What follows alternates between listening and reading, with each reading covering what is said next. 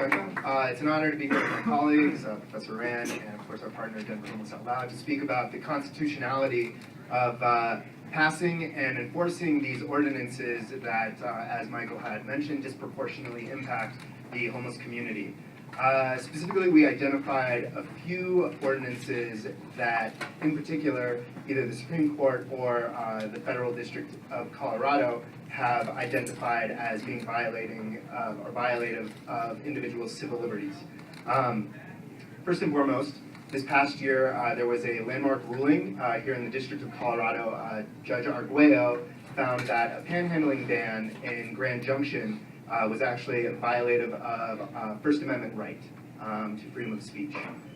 So because of this, and in the wake of this, many cities in response either settled active cases or put a moratorium on enforcing their panhandling bans. So there's a very clear shift happening. It hasn't completely happened yet.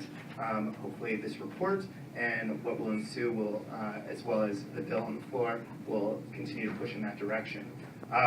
One of those suits that settled was in Fort Collins, which settled to say that they will eliminate most of their provisions that ban panhandling or begging. Of note, this does not impact aggressive panhandling. Another noteworthy case that is currently in federal courts is Bell versus City of Boise, Idaho.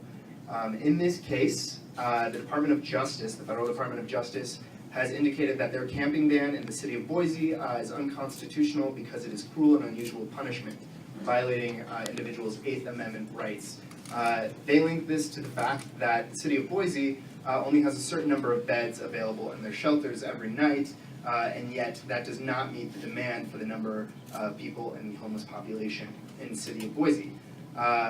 This reasoning can be extrapolated to other types of ordinances, such as sit-lie prohibitions, where individuals very clearly need to rest at some point, and not allowing them to do so in a provided space seems cruel and unusual, and then further going on to punish them for doing a humanly necessary activity.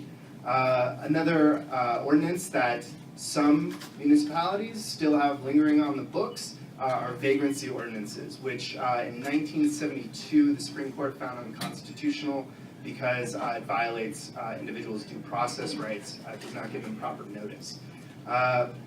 In the wake of all these, we wanted to also contextualize that these ordinances fit into an unfortunate history in the United States of laws and legal mechanisms that criminalize people based on their status. You can think about Jim Crow or sundown laws, which criminalized basically one's race or nationality. You can also think about anti-Okie laws, and during the Dust Bowl migrations, when individuals were moving west, that made it illegal for people to either come through the town or house people coming through the town. So we believe that these anti-homeless laws are actually the next phase in this unfortunate legacy of criminalizing individuals based simply on their status. And we make such an assertion in our reports.